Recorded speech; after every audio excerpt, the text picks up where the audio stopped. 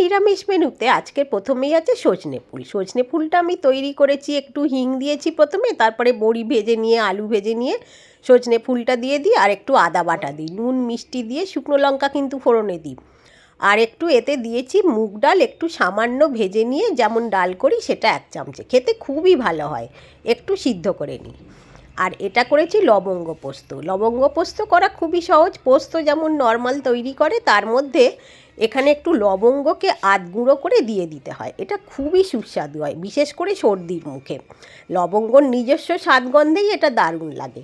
আর এটা হচ্ছে শসা কেটে নিয়েছিলাম, আর একটা তৈরি করেছিলাম এখানে, একটু জল তো দিলাম।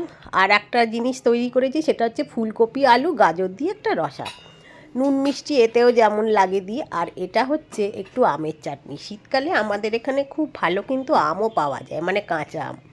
তার চাটনি আমরা প্রায়ই খাই, যেটা খেতে খুবই ভালো লাগে, বিশেষ করে যখন একটু সর্দি কাশি হয়।